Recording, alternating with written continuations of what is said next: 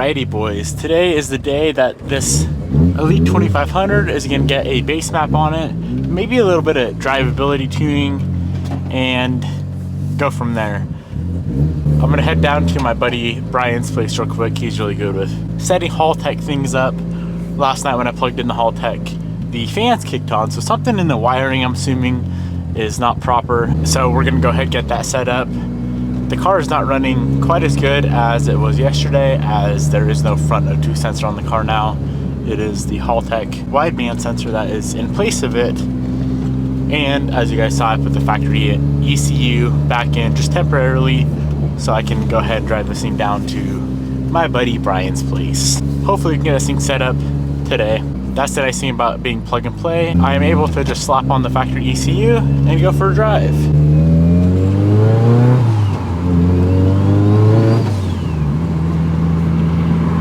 So this here is the Haltech setup that I did last night.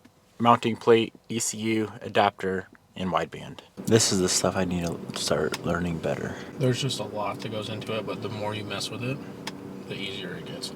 Yeah.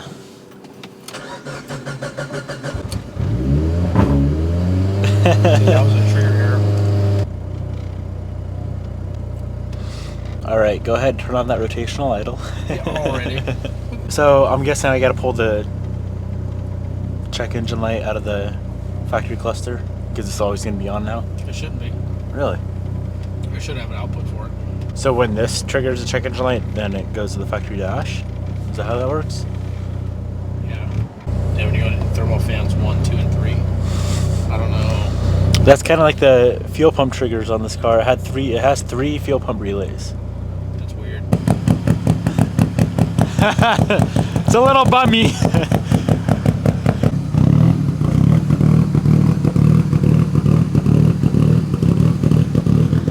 I want a supermoto again, dude. I've been seeing those. I've had a couple of those in my life. I had one of them WRT50Xs. That thing was lazy. I did have a Aprilia 450. Ooh, really? That thing was a badass bike, but too much money. Trigger error already. What? Yeah, that's not good. Come on, Haltech, don't let me down.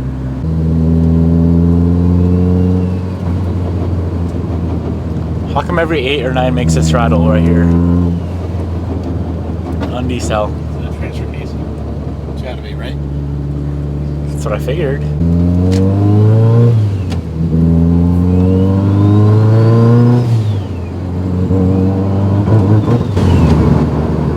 what trigger errors? Is that trigger or just lean as shit? No, engine position error. Trigger sync. Really? Alright, so we have the car mostly dialed on the Haltech. It is having a weird trigger sync issue here and there. So I need to call Haltech about that, send them a data log, and see if they can help diagnose as to why it's doing that, because of course it wasn't doing that on the factory ECU, and we've tried different filters and whatnot in the Haltech and haven't got that sorted. But for the most part, it's sorted. The car is sorted. Got a nice little base map on here. Fueling is much better than it was before. It was rich down low, super lean up top. Do a little pull ski real quick. There we go. Looked beautiful. Guess how much boost that was.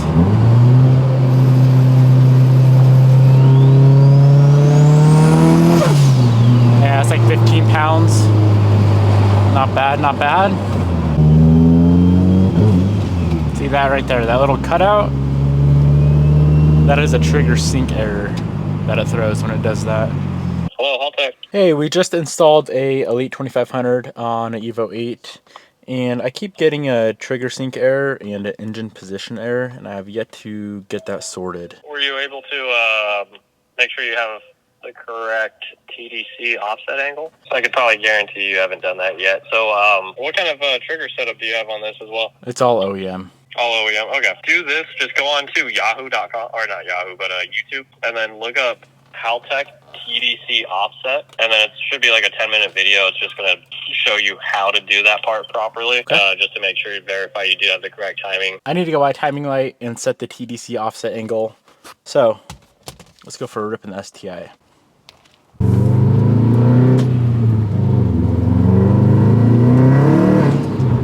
Well, today I was supposed to be doing other shenanigans on the Evo, but it's pretty important that we get this issue sorted out. We're supposed to be tuning the car here. I think the date is set for Tuesday. I did order a flex fuel kit. Initially, I wasn't going to do flex fuel when it was on the factory ECU. It was just going to be a dual map. But with the Haltech, it is very, very simple to do a flex fuel, of course. But yeah, picked up my timing light. They had two versions, a $52 one and a $104 one. The $104 one just was a digital display. Good old O'Reilly special. Our TDC angle was advanced by 2 degrees. Got that sorted out. Of course, 2 degrees is not enough to make the car behave like it is. I've tried a bunch of different filter levels, pull-up types, everything in the trigger system.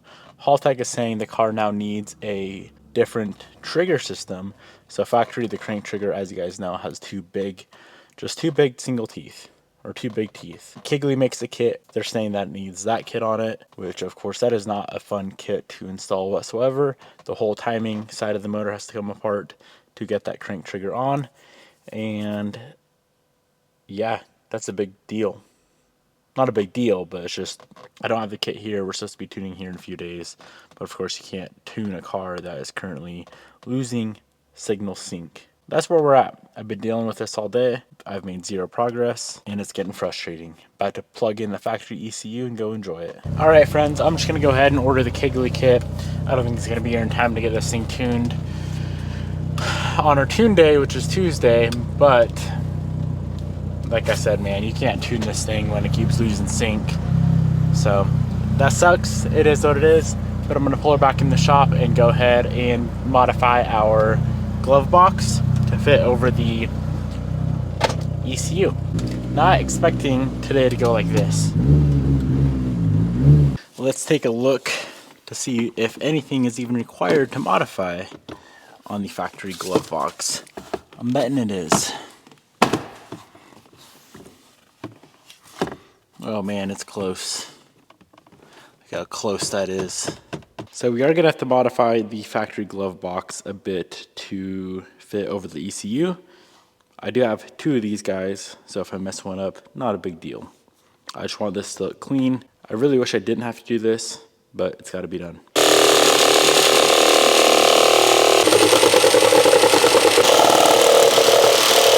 All right, this is the best I could get this to look.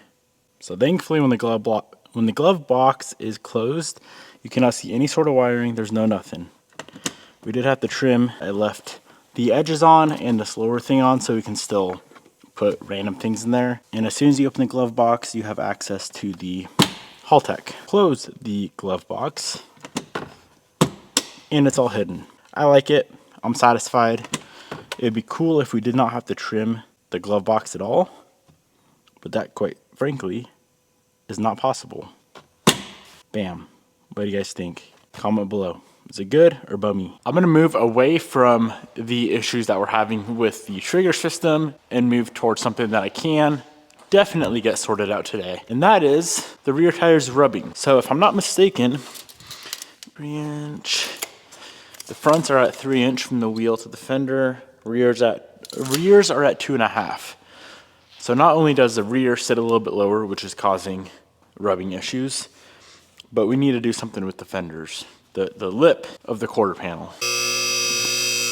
So let's bust out the fender roller to start and do a little bit of fender work. I gotta be careful, of course.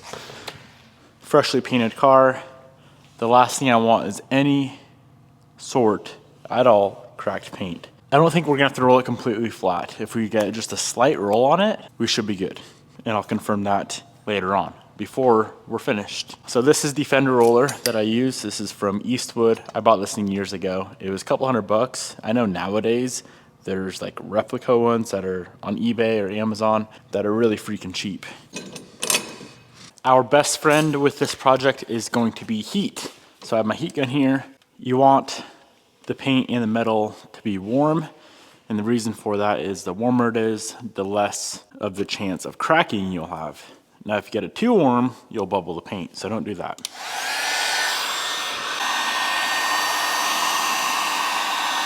Of course, make sure there's no rocks on the inside or anything that can put little divots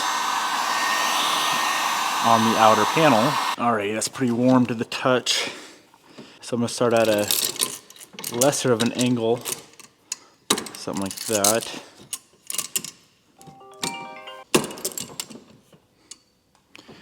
Slowly but surely start rolling that lip up. If this takes me all day, I don't really care, because this needs to be done properly.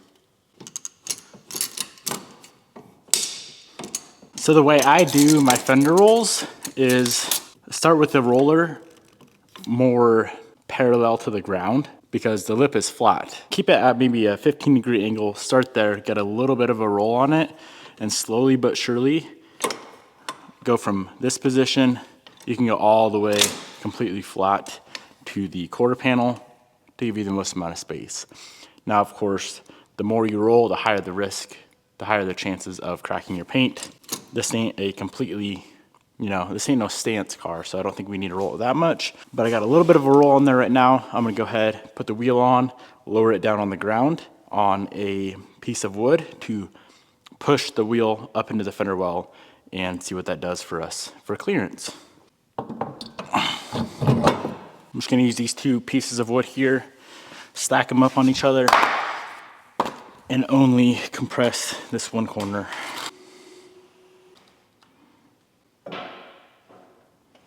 Not quite enough clearance. It's gonna need to be rolled. I would say the same exact amount again. So if I went and did let's say a 20% roll, it needs to be rolled that same amount again.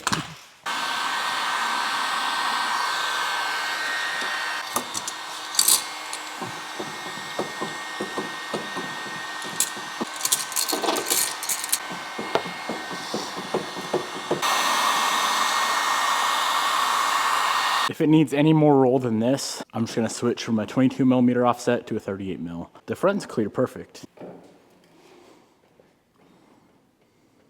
Highly doubt the car's gonna go any lower than that. That's perfect.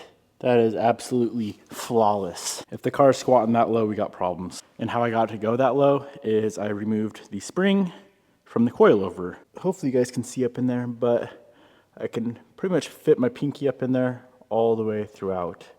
It's a little bit tight right back here, but it still clears. No cracked paint.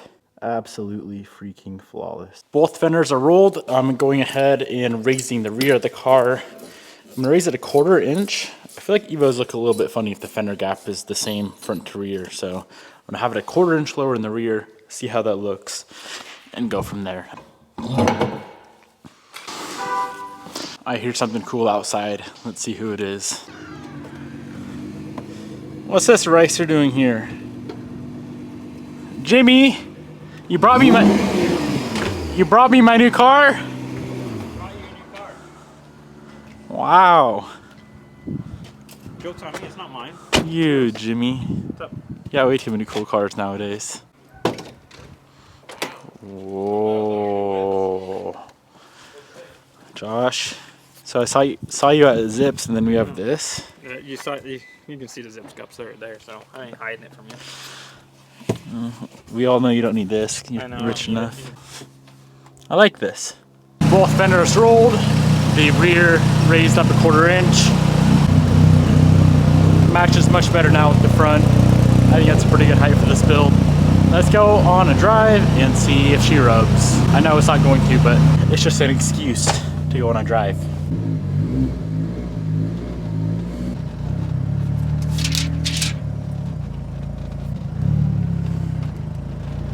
Oh yeah, it always rub, even just pulling out of my parking lot. And we're good to freaking go. Every little bump, it pretty much rub.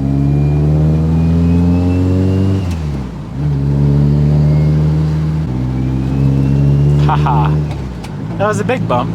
No rub. Haltech ain't losing sync yet, which is good.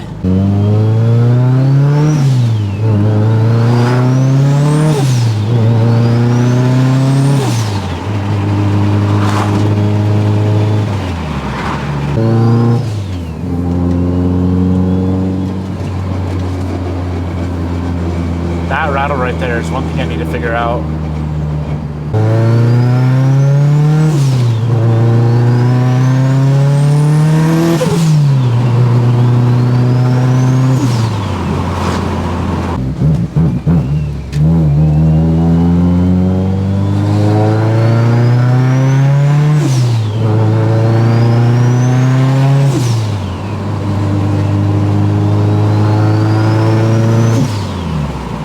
No more rubbing. I've hit the biggest bumps in the streets of Spokane, and we are good to go.